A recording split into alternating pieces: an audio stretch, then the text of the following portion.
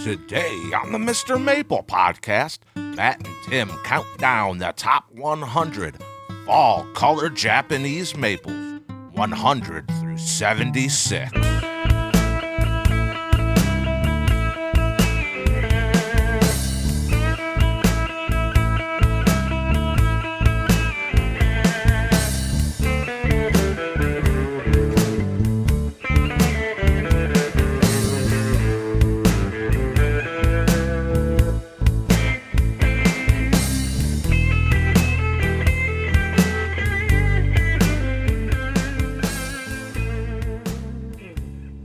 Howdy, y'all, and welcome to the Mr. Maple Show. We got a good one for you today. I'm Matt, and this is my brother Tim. We're going to be breaking down the top 100 best fall color Japanese maples. Did you say top 100? Top 100. This is going to be longer than Lord of the Rings, but without all the walking around. Y'all, I'm Tim. Smash that like button if you're watching this on our YouTube channel. Find us on your favorite podcast platform and give us a 5-star rating, especially if you're listening on podcast form. Y'all, Japanese maples are known for their fall color. I mean, fall color, even the worst Japanese maple cultivar, I think Vertrees says, valuable, this should not be a cultivar. And when we had that cultivar and were producing it, it had great fall color. So even what's considered some of the worst Japanese maples have amazing fall color. So this was a really hard list for us to make. We started out with 50 and then ended up being 75, and then it ended up being top 100 because we've got over 1,000 cultivars of Japanese maples. We're probably close to 1,500 different varieties of Japanese maples. So we got a huge list to look through, and so we're bringing it with the best fall colors, the top 100. And this wasn't an easy list to make. What will be the one tree to rule them all? The best fall color of them all. So we're going to break it down in a 4-part series for you. We've got some really fun ones, and it is subjectable. I mean, these are some of our favorite fall colors. We did try to diversify the list so it's not all Japonicums at the top, because Japonicums have some of the best fall color of any. So we did splash the Japonicums throughout the list. And if things were similar, we may have skipped them if they were similar to another one in trait. So there's a few things like that where something has, something very similar to it. I think we got an outstanding list for you, though, and hopefully it opens your eyes up to just some of that splendor that Japanese maples can bring in the fall. They're one of the most dramatic plants in the fall, and it's one of those things that catches everybody's eye. Forget pumpkin spice latte. It's Japanese maple season every fall, and for good reason. So we're going to jump in with number 100. And at number 100, we have Acer Japonicum Green Cascade. Getting to those Japonicums right out the gate, y'all. Green Cascade is a weeping pendulous form of Acer Japonicum. It has dissected style foliage, and this one just brings it. I mean, easily could be higher on many people's list, and you'll find that fall color can be a little subjectable to the season. So you might find some years where this is literally your number one plant. Like any of the trees really on this list can move up depending on how great your fall color is that year. Green Cascade brings it, though, with shades of yellows, shades of reds, shades of orange. I think of this one being that mounding presence there in the garden with an electric red with just some yellow showing out behind it. Now, Green Cascade was a selection by Art Wright. And Art Wright has a little special piece in maple history because when Vertrees wrote the book on Japanese maples, is what I've been told, he couldn't produce enough trees to be able to sell to everybody. And he often had Art Wright doing a lot of the production. Green Cascade, I mean, this is just an awesome plant. And, we could have threw Oregon Fern in here. They're very similar. Right. One's an introduction by J.D. Vertrees, one's by Art Wright. And Green Cascade has a little bit more of a spreading out habit, where Oregon Fern has more of that very mounding habit. All right, y'all, let's party like it's 1999. Coming in at number 99, we got a Naba Shidari. Now, Papa Maple, my dad, the original Mr. Maple, he would definitely have a Naba Shidari higher up on his list. That was his all-time favorite lace leaf, still is. A Naba Shidari is a red, mounding, weeping lace leaf. I think it gets some really incredible shades of bright scarlet to almost electric pink red in the fall. I mean, I love a Naba Shidari. It's a plant that we've been growing for a long time here at Mr. Maple. It's very vigorous. It has a really good red color to it, and it really fills out a spot very well. And we've got some, what we often do is we put Creepin' Jenny or something yellow underneath it to give that contrast with that burgundy foliage. And we've got a classic video we did on this where Matt's daughter comes up and tries to pronounce a Naba Shidari. Tim kept trying to get her to say it correctly, and I'm like, no, that's not going to be funny at all. Let Carolina say it however she wants. The sad part is she's 6 now. We've recorded that when she's 3. She probably would say it correct now, but she says Obi Spadobi. So if people order an Obi Spadobi, we know they're an OG fan of watching the Mr. Maple YouTube channel. Anabashtari, though, really brings it. And it's gorgeous throughout every season. You do get a little bit of greenness right before that fall color, typically in full sun, but it's one of the most durable lace leaves here in the South. I like that it's so full, and you can really shape it very easily. So if it's one you want to prune out and kind of make little plateaus into, it's very easy to stake up, get a serpentine look, and then kind of play with the shape a lot. It's a very easy tree to grow, and high on anybody's list for a tree you should have in your garden. One of the things I like about it is it's such a good grower, and that means it makes a specimen out in the landscape really well. If it makes a specimen in the landscape, that means it's going to have a more consistent fall color. And that's one of the things that an Anabashtari does with that bright red fall color. We've got a gorgeous one up on the rockwork at Hillstone Arboretum. It's one of our photos we use often for Hillstone Arboretum because you're looking up into the lace leaf and it's in fall color. I mean, an Anabashtari had to make our list at number 99. All right, at number 98, we've got Acer Seboldianum aguriyama. Now, some people would list this as Acer shirasalinum. Some people list it as Acer japonicum, but it has those hairs on the branching, on the new growth, just like the Acer Seboldianums do. Many people in Europe are actually listing that as Acer Seboldianum now. But aguriyama is a nice, vigorous tree. The leaves cup upward a little bit, and it's got some nice green, full moon style foliage, but really gives you some good fall colors of yellows and oranges. Hey, welcome to the party is what I tell them. We've been listing it that way since like 2008. So you could tell this one was something a little bit different. Incredible fall colors. I mean, you can get some oranges, some yellows, sometimes a little bit of red, but I mean, a lot of orange going on in this one really is what draws me to it typically. Shows out in that fall color. That Seboldianum style foliage really just lends itself great to fall color too. So coming in at number 97, we've got Acer Seboldianum Kumoi Nishiki. That's 2 Seboldianums in a row. This one's dope though. This one can really give you some incredible color. Now this is one of our first variegated trees on the list. Kumoi Nishiki has a swirling style variegation, and it is very intense throughout each leaf. Now, what's great about that in the fall color is when this hits some of those peak reds that it hits, you still see the variegation in the leaf. You kind of have like a pink on red variegated plant in the fall, and I mean, I love that. I love that you can distinctly see the variegation going on in the fall time. I like right before the red color, you can actually even get some oranges. Yeah. And so you get basically like an orange variegated tree in the fall, and then it goes to those reds. I mean, wow.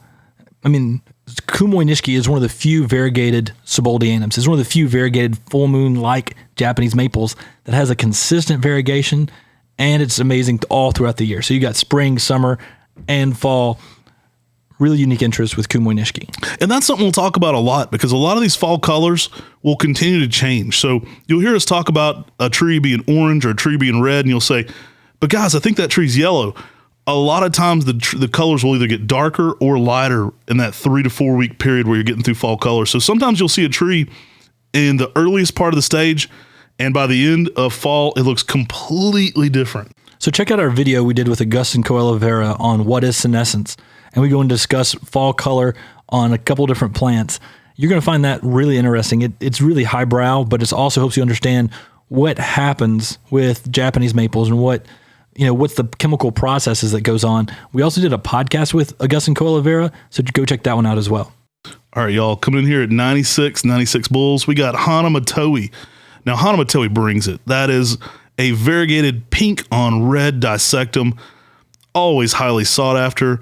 And another one, you can see a lot of that variegation going on in the fall color. It really still shows out. I get some pink reds on this one with even dark red accents. It's so showy in the fall.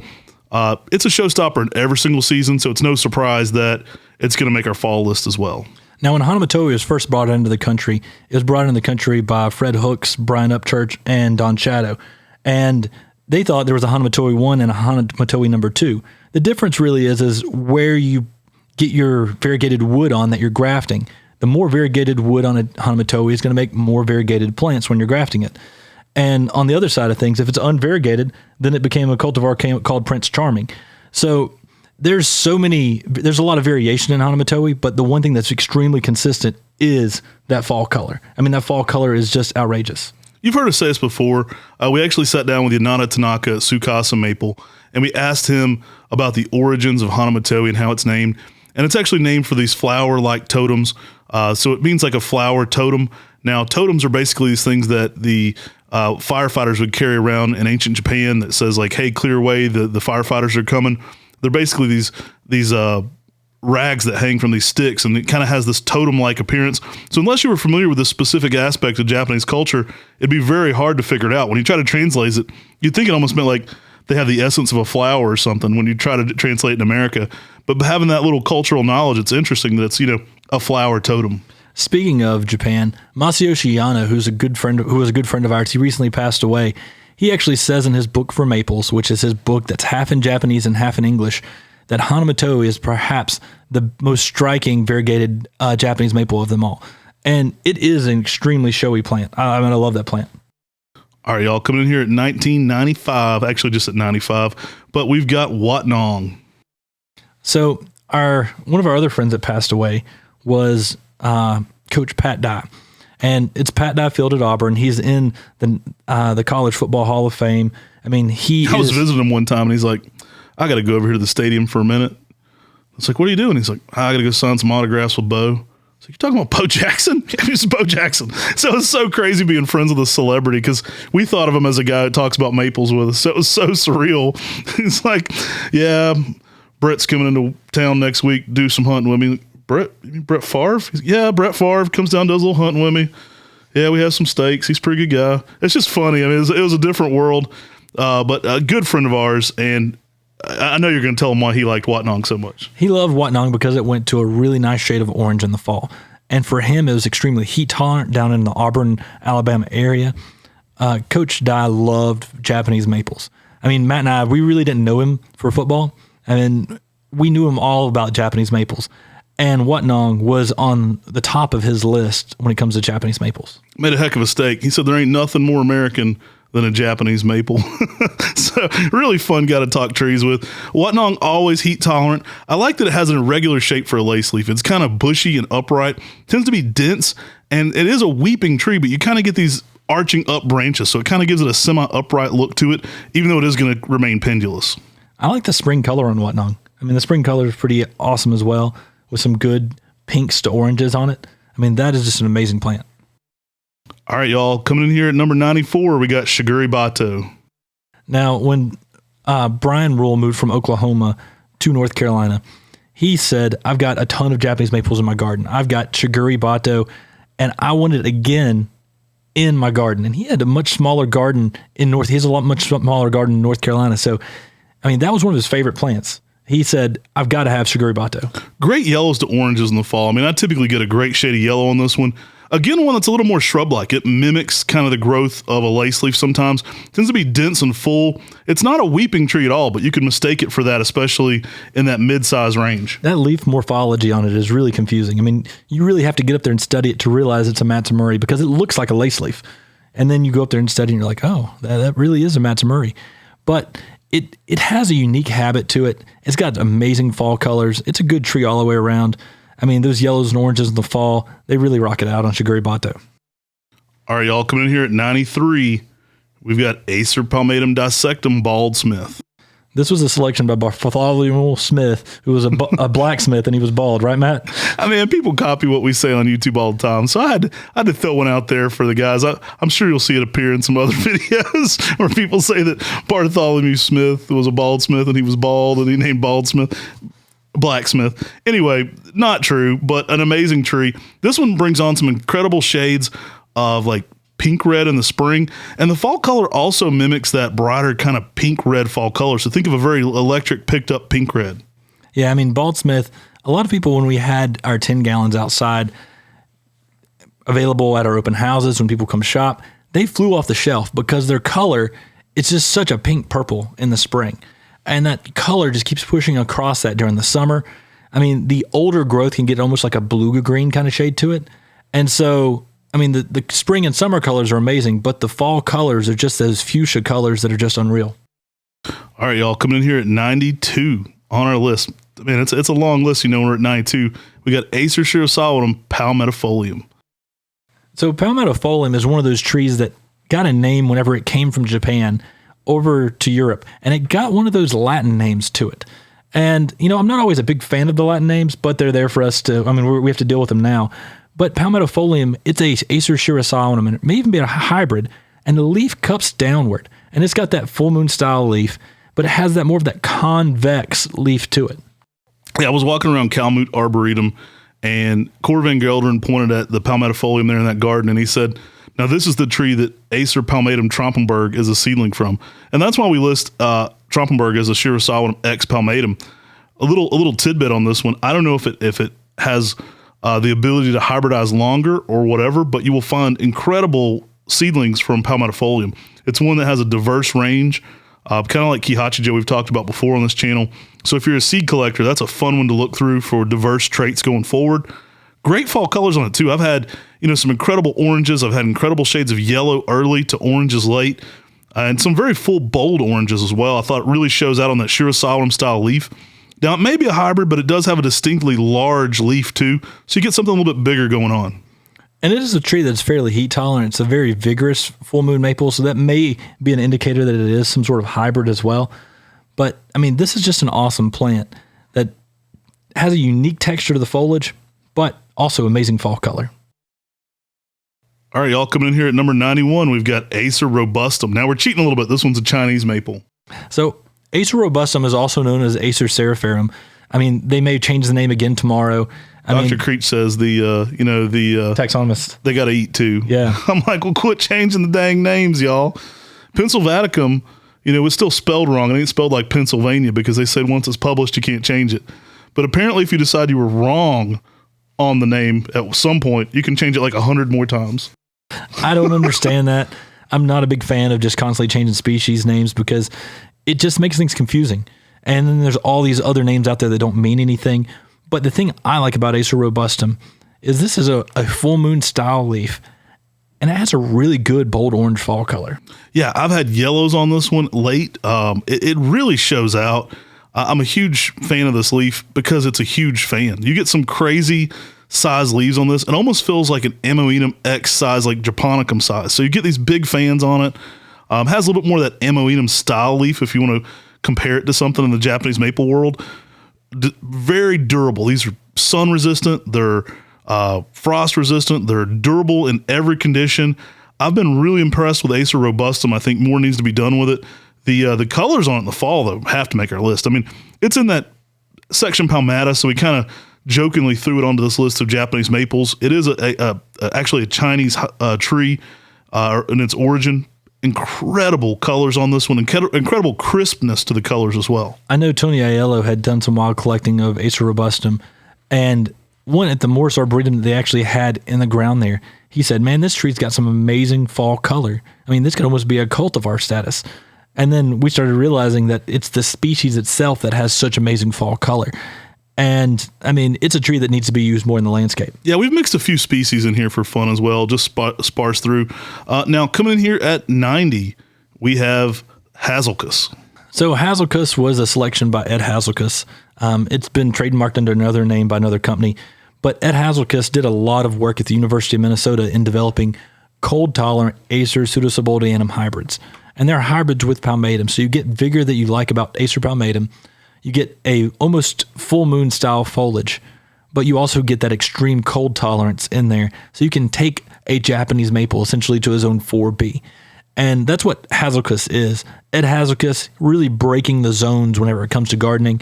And it sort of encouraged us to start looking through more pseudosubuldianums as well.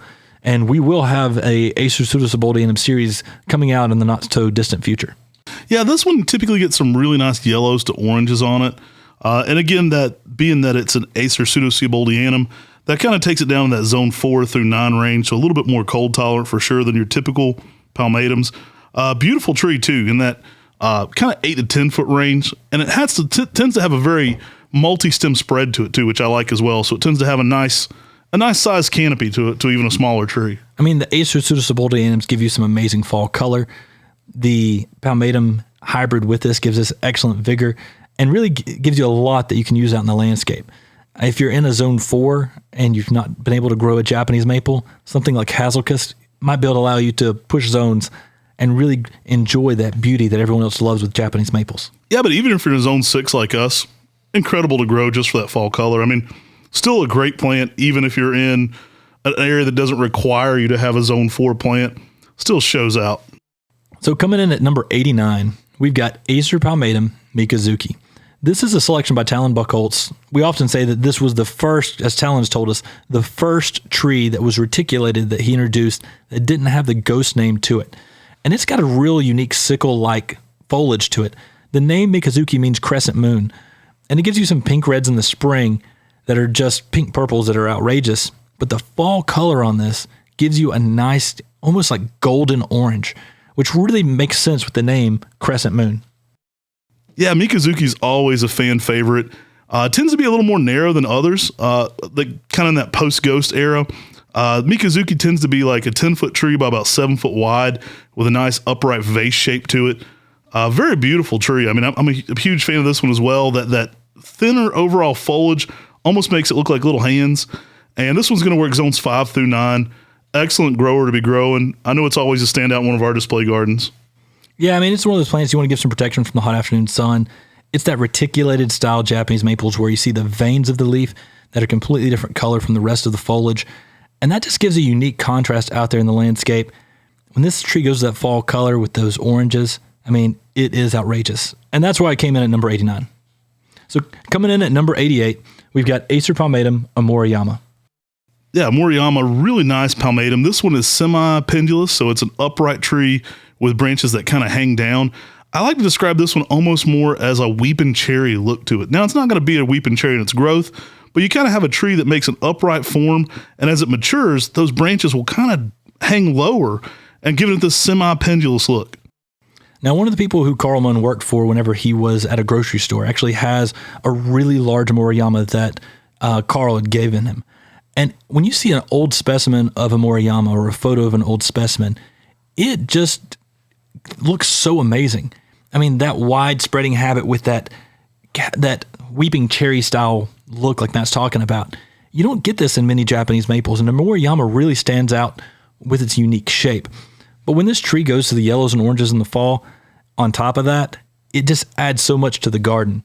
I mean, this is a classic Japanese maple from Japan. It makes a great container plant, easy to use out in the garden because its habit is different from everything else. It's not a lace leaf. It's not an upright. And it just stands out from the crowd. And when you've got 1,500 cultivars of Japanese maples, that's often what you're looking for, is something that stands out and is unique and different. A Moriyama definitely does that with some amazing fall color. Coming in at number 87, we've got Acer palmatum Germain's Gyration. And we can say 1987. That's my birthday year. I'm gonna claim that one. 87, Germain's Gyration. I love that plant. Germain's Gyration, it is the Mack truck of Japanese maples. You've heard us say that before. It's 10 by 10 in 10 years. So it's easy to remember this one's growth rate. Fills out incredibly. It's going to give you the appearance of a 100-year-old tree in your landscape in just 10 years.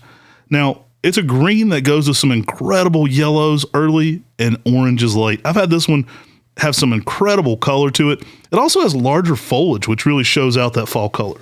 Matt and I've often said if we had a nursery that was just field-growing Japanese maples, we'd use Germain's Gyration as our green lace leaf and English lace as our red lace leaf, because both of those are the fastest growing forms that can have that weeping habit. Now, Germain's Gyration twists and contorts in such a unique way. It's a plant that the structure of this plant is just as beautiful when it's in leaf as it is out of leaf. With those twists and contortions, I saw a large specimen of these in Spartanburg, South Carolina, at one of our good customers, Bill and Kristen Taylor. And he's got it right outside of his front porch. And this is where I fell in love with this tree. I mean, seeing his large specimen. Now, he did do a little bit of pruning to accent the twisting and contorting habit of Germain's Gyration. But seeing a specimen of that size, it makes you fall in love with this tree. And it's so vigorous. If you have a specimen spot in your landscape, use your Germain's Gyration, because this plant is amazing. And the bigger it gets, the more years you grow it, the more beautiful this tree gets. All right, coming in here at number 86, we've got Yezo Nishiki. Yeah, this is a great brick red upright. It gives you a different spring color than many of your other Japanese maples that are red uprights. I mean, it's not your typical maroon. That brick red color really stands out on this tree for sure. You get some weird shades in this one. You could almost get like apricot orange underlays on the fall color coming through that red. It really shows out. It really stands out, as well as just one of the more excellent and interesting fall color trees. At a moderate growth rate too. This one's going to be right around 20 feet tall, even in a 15 to 20 year span. So it does get out there, and just a beautiful overall plant. And the fall colors on this with those orange reds are outrageous. The tree itself, this is a classic tree from Japan. It's been an older introduction, so it's not something that's new, but this is a tree that needs to be used more because everyone's looking for a red upright in their landscape. Yezo Nishiki, this tree can give you everything you're looking for, but stands out from the crowd being that brick red color with amazing red fall color as well. All right, coming in here at number 85, y'all, we got Westernbert Orange. Now, Westernbert's an incredible place. I got to go there with Peter Gregory and Hugh Angus and walk around, and it just caught my eye. There's several old historic trees as you go into this arboretum, into one of the new garden areas, and there's Westernbert Red, Westernbert Orange, and Westernbert Spreading Star. The one that really captivated me of that group was that Westernbert Orange because it's a distinctly orange Japanese maple. And the fall color on that, just being that bright orange, a green that goes to orange in the fall, is amazing. And when Matt went to go visit Westernbert, everything was in perfect fall color. I mean, I was really jealous. Worried. He was like, "You're coming too late. It's like almost November, and the fall color started early. There's no way you're going to hit foliage." And I mean, it was impeccable. I'll have to do at some point I'll have to do a video with Corbin where we do some audio overlay and talk about that trip, because I'd love to take you with us on my visit with Peter Gregory and Hugh Angus through Westernbert. Incredible garden. Historic, one of the oldest plantings of Japanese maples in the Western world. A lot of those trees date back to the 1800s. And Westernbert Orange, though, I mean, I think that one stole the show for me. It was incredible. The Westernbert Spreading Star has more of a yellow, and then, of course, the Westernbert Red being the red. Awesome trio to be growing. I was jealous that Matt even got to go on the trip because he got to go walk around the gardens with Hugh Angus and Peter Gregory, who co-authored the 3rd and 4th edition of Japanese Maples. I mean, those are people that we really looked up to when I was in college, and I couldn't get out of college to go. But when Matt went, I mean, I'm just looking through the photos. I'm like, man, everything was just peak fall color. And it's amazing whenever you get to go on a trip and experience something like that. And to see Westernbert Orange in its peak fall color, that was just outstanding. So coming at number 84, Acer palmatum, Sao Tome. Oh, another beautiful orange. And this one gets some incredible shades of yellows to oranges. Sao Tome has just an elegant look to it as well. I think of Frank Biles' collection when I think of this at the Puget Sound Community College. He has a whole collection of trees there, and this one just really shows out. I mean, the photo itself just is incredible that we have of this one, and it really just makes me think, why am I not doing more of this tree every single time I look at it? I know. Whenever we went there, there was one at the Washington Park Arboretum and one at the Puget Sound Community College, and Frank had donated. I mean, Frank at one point had over 800 cultivars of Japanese maples, and he donated a large part of his collection to this local community college. And he's went out of business a couple different times, but he has just an amazing collection that he's given the community college. And old nurserymen are a lot like old boxers. They always keep coming back for one more fight. So Frank sold out several times, and he said, "Nah, I'm back in." So last time I talked to him, he's up there in age now. He's still talking about getting back into the maple game. I thought it was crazy how many of these people are just going to class and they don't even understand that they're walking by, treasure. 700 cultivars of Japanese maples in the ground. If you ever get a chance to go visit the Puget Sound Community College, do, because it's simply amazing. But Sao Tome, I mean, that fall color on there, that pink, that peak orange color is pretty spectacular. All right, y'all, coming in here at number 83, we've got Acer palmatum Ukigumo. Now, this is the floating clouds maple. It's known for having white color on it every few years. People always say, "Oh, mine's not white," but guess what? Ukigumo is still going to give you some amazing fall color, and it's a great fall color tree, and that's what comes in here at number 83. Yeah, I mean, the years where it is white, it's incredible. It's a good grower and a nice tree. We actually have some tips on our YouTube channel to leaf this one out slowly. People say, "What do you mean by that?" Well, getting in an area where it has a high canopy and not using any high nitrogen fertilizer, that'll give you your best chance at having this one in peak spring color. Now, it's pretty consistent on having a great fall color every year. So yellows to oranges, I've had some incredible shades of orange on this one. I think that can rival most of the oranges you'll see on this list. So it had to be in our list of favorite fall colors, which I think might surprise a lot of people who are all flash on that spring color. Yeah, I mean, I think that's where people just pay so much attention to how white this tree can be and don't really realize how good of a fall color tree it is. And many Japanese maples are that way because they're noted for something else, but they're a Japanese maple and they're going to have amazing fall color. And Ukigumo, it's really high up there. I mean, for its fall color of those yellows and oranges, it does a fantastic job of grabbing your attention in that autumn time frame. All right, coming in here at number 82, we've got Acer palmatum Ruby Ridge. Now, this is a weird one. We've often wondered if it's a tetraploid or something, maybe have some extra chromosomes going on there. It's an interesting plant where it actually has that thickness to it. It's thick stemming and thick leathery foliage. So Dan Himes found and named this selection. It was a seedling that he had purchased from a local store that they basically carried seedlings that J.D. Vertrees was selling. And it often made me wonder if Ruby Ridge wasn't a seedling from Rugose, because Rugose also has that thick foliage, and it's an introduction that was named and introduced by J.D. Vertrees himself. Ruby Ridge, that thicker foliage, that brick red color, and the leaf twists a little bit, so it gives the tree something a little bit extra on the texture. But I mean, that thicker branching and the thicker foliage just grabs your attention, and that brick red color, it's pretty awesome. Yeah, this one kind of goes from a very dark red to some shades of orange with yellow in it. And it's really nuanced. It's almost multi-layered because of that thick foliage you have on this one. It almost feels like there's a layer of yellow and a layer of orange in that fall color. You can get some incredible shades of yellow going on. And kind of the orange kind of comes in later to the show. Really a nice tree. Makes a very dense canopy as well. And just an incredible plant. I mean, I could put this one higher on our list for sure because of that fall color. It's an incredible fall color plant. And whenever you see a nice size one that's really filled out, it really captures the eye. I just remember going and visiting Bob Baltzer and them having those huge specimens of Ruby Ridge in containers at his place, and they were in fall color when we visited in October, and that was probably around 2013. I mean, it would just grab my attention, and I was like, man, I need to be doing more Ruby Ridge ever since then. So coming in at number 81, Acer palmatum Benishien, the purple smoke Japanese maple. Yeah, this one was named by Harold Johnson, and there's an incredible specimen of this in the Flora Wonder collection. We were walking around, and it's like a 30-foot tree now. The reversion of this is often called purple mask or purple glory, which really is a nice tree in its own right that's very heat tolerant. Now, the legend went that Harold saw this one at a garden center. Donnie Tomlin was telling us, who was an apprentice of Harold's, and it had this variegated sport going on the side of the seedling. And by grafting that, he was able to isolate those traits and turn it into what became Benishien. Now, Harold patented this tree, and this tree was patented for 20-something years. And it's because this tree is so heat tolerant. It provided a tree that a lot of people could use out in the landscape, but the foliage itself was pretty awesome as well. I mean, that variegation on Benishien, the only thing close to it is something like Mania no Sato, but Benishien holds its color better, and I think Benishien's got a much better fall color, going to some really nice shades of yellows and oranges in the fall. Yeah, it is an interesting plant in its variegation style. Very, very dark red on the first color, typically, and then even kind of like a lime green to yellow on the secondary color. And it really shows out. You still see a little bit of that variegation in the fall leaf.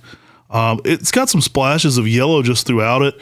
It's a really funky plant. I mean, it's one of those plants I often joke when I see this one. Sometimes I think of Hendrix music. It's kind of what makes me think of, maybe it's the purple smoke. But it's an incredible looking plant, and it just shows out. I mean, I've seen some incredible shades on this one, especially for fall, which you really don't think about with many of the variegated plants, but this one shows up. Now, Harold Johnston and Talon Buchholz, as you mentioned, they actually knew each other very well, and they traded plants constantly. I mean, Squiddy was actually a seedling that Harold found and sent to Talon, and it was a sister seedling to Abigail Rose that Talon Buchholz introduced into the nursery trade. And it's amazing that Talon Buchholz on the West Coast and Harold Johnston in the Deep South were trading plants, back before, the internet was really as strong as it is now. Harold Johnston was one of these guys who was a founding father for Japanese maples in the South. He really pushed heat tolerance of Japanese maples, and his sort of thing of growing Japanese maples in the Deep South has encouraged us to look towards more oliveranums and things like that. But Harold Johnston, I mean, we talked to him on the phone once. He had Johnny's Pleasure plants, and his wife was Johnny. And I called her and talked to her, and unfortunately, we didn't actually get to go meet him and go walk around his garden. He actually had passed away shortly before, the day before we were actually planning to go down and visit with him. And that's one of the reasons why it's so important to go out and learn from a lot of our elders in the maple community because they've got so much to teach. And Harold Johnston, I mean, he's one of those guys that has done so much for Japanese maples in the Deep South. All right, y'all, coming in here at number 80, we've got Acer Shirasalinum X Palmatum Trompenberg. Now, a lot of people list this as Palmatum. We list it as a Palmatum X because it is a Acer Shirasalinum X Palmatum, but the leaf cups downward like Shirasalinum palmatifolium. Yeah, really showy plant. Has that cupped overall foliage to it. Named for Arboretum Trompenberg there in Holland, but actually found at Kalmut. An incredible plant. Very vigorous grower, and one that a lot of people list as being exceptionally heat tolerant, even in the Deep South, being that it's a Shirasalinum is surprising. People were able to put this one in a lot of sun. Typically grows over a foot to sometimes even a foot and a half of growth a year, so accelerated growth rate. Now, it's a red upright with that cupped leaf, but it's a great palette for that fall color. You can get some cherry reds, even some like almost bright fire engine red fall color, all going on that weirdly shaped hand-like leaf. Now, if you have a Trompenberg growing very vigorously, it may not be as cupped down as a plant that's getting more established in the landscape and is slowing down. You'll get more cup foliage that way, but Trompenberg is extremely heat tolerant as well. It's shown to be vigorous, and it is just an awesome all-around plant. But the fall color, like Matt was mentioning, it's one of the best of the red uprights. All right, y'all, coming in here at number 79, we've got Ryusin. Ryusin is a selection by Kobayashi Momiji. We went to go visit them, and they are simply just a really cool nursery. They've got a lot of cool plants, and their nursery's been around for so long, over 300 years. They introduced Tamukiyama. Ryusin, this is a green weeping style with a bright red to bright orange fall color. Yeah, exceptionally heat tolerant, exceptionally durable. This one gets about as big as you stake it. The original one there at Kobayashi Momiji is a high graft. It was on a very large tree, and they high grafted several shoots into this big established Japanese maple with probably, I would say, at least a 7 to 8 inch caliper to it already before it was grafted into.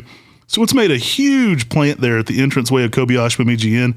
It's now probably 10, 15 foot wide and at least 10 foot tall where the graft starts. An amazing looking plant and great fall colors. I mean, it's not uncommon to get oranges infused with reds on Ryusin. One of the best things about this tree, though, is it's super heat tolerant, so you're going to get some great looking foliage preserved into the fall, even in the Deep South. I've seen this one in Louisiana displaying amazing fall color. So even places where people say it's too hot for me to get fall color. This one was down at the Norton Museum of Art, and it's right there in Shreveport. Amazing maple garden going on in the backyard there behind that amazing art gallery. And I've seen Ryusin just really showing out. I mean, perfect fall color, even in that high heat setting. I like this plant because it's vigorous. It's easy to grow for a lot of people. It's hardy, and the fall color is consistent. I mean, fall colors can often be very variable. And when we're talking about these plants, we're talking about plants and ranking them on, one, their fall color, but also, it's their intensity of their fall color, the beauty of their fall color. But with Ryusin, it's one of those plants, too, that consistently gives you fall color almost each and every year. All right, y'all, coming in here at number 78, we've got Otto's Dissectum. So Otto worked at the Henderson Experimental Gardens in California and did a lot of experimental research with Japanese maples. Otto's Dissectum is his introduction. And one of the very first ones was at Baltzer Nursery, and we got to go visit that plant. I mean, this is such a cool tree because it really gives you some really nice spring colors. And it goes from like pink oranges over top of like a lime green. And that is just awesome all in itself. You can really get some nice shades in this one. I mean, it starts out more yellow in the fall, but it ends up being more orange by the time the fall color's done. This one was selected for being particularly heat tolerant. That's what Otto was looking for when he was going through the seed set. And it does tend to be exceptionally durable, even in high heat areas, which also lends itself to having great crisp foliage again in those later times for the fall. So it really shows out, and a smaller overall plant, typically at around 4 foot tall, but about 4 foot wide, even in 10 years. It's smaller than a lot of the other green dissectums. Really shows out, though, and a great one to add to the garden. So coming at number 77, we've got Acer palmatum, Sukasa silhouette. Now, you've heard us talk about using this one as a street tree, even in North Carolina, so you know it's durable. This one's introduction by Sukasa Maple Nursery in Japan. It's one of the more narrow Japanese maples, but great fall colors on this one as well. It's a green upright that's going to go to some intense, bold shades of red.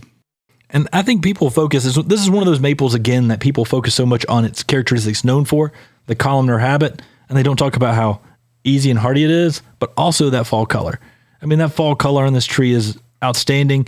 And that's one of the reasons why I think it would make an excellent street tree. I mean, people look at street trees and what do they want? Something that's easy to grow, something that fits in the space, and something that can give you some good fall color. And this is one of the reasons why people often use different cultivar selections of the Acer rubrums. But Tsukasa Silhouette, non-invasive root system, and it's a Japanese maple. So it's going to be smaller and fits in better places, better than many of those Acer rubrums. Yeah, very durable, very heat tolerant. Handles a beating for sure, and so it's a great plant for that. You do want to be growing this one a little bit more sun. If you're growing it in heavy shade, it will be more multi-stemmed. So you want to take out any very multi-stem branches it has when it's young. The habit itself lends itself to being very columnar, though, and exceptionally durable. So coming in at number 76, we've got Acer palmatum, Oregon Sunset. Ah, beautiful plant, y'all. This is another showstopper. This one's going to be maroon and very oddly shaped. I love how weirdly shaped this plant is. It tends to be short and wide and with just some interesting arching up branches. It kind of gives you a really unique overall habit. Now, in the fall, this one really puts on a crazy display. Now, whenever I went to UNC Chapel Hill, the J.C. Rowson Arboretum was just a hop, skip, and a jump away. And I would go to the J.C. Rowson Arboretum, and, you know, I was a political science and public policy major at the time, but I would go and try to sign up for volunteer work at the J.C. Rowson Arboretum, and they never even contacted me. But whenever I was walking around there, I would just fall in love with the Japanese maples. Who is this weird guy that keeps talking about this Oregon Sunset? I know. Like, I feel like most of the time when I was at Chapel Hill, I was using the library system they have there to look up so much information on Japanese maples, production, you know, everything I could find on J.D. Fair trees. But going around the J.C. Rowson Arboretum, they've got a couple of really nice specimens of Oregon Sunset, and they're just low and they spread out with this unique shape that spreads out and comes up. And it's so amazing. Shortly thereafter, we got to go visit Ed Shin for the first time and go visit their garden at Ed and Debbie Shin's house in Wall, New Jersey. And Ed has a gorgeous specimen of Oregon Sunset as well. It looks like a giant bonsai.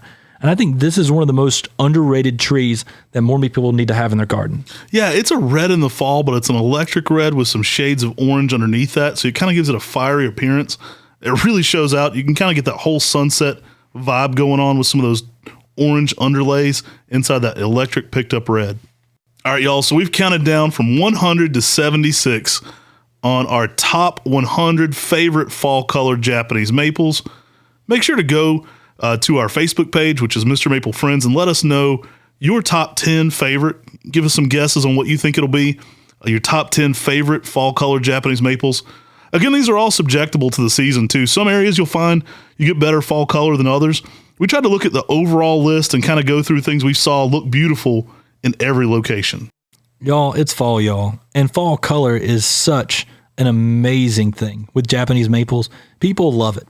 And it was so hard for us to make this list down to top 50, top 25. So I hope you enjoyed 100 through 76 on our top 100 Japanese maple fall colors. If you're loving these, feel free to go to Google and write our nursery a Google review, or if you're a shopper of Mr. Maple, we'd love a 5-star Google review from you. You can also leave 5-star reviews on this podcast, and we really appreciate it. The best way to support us is shopping at MrMaple.com.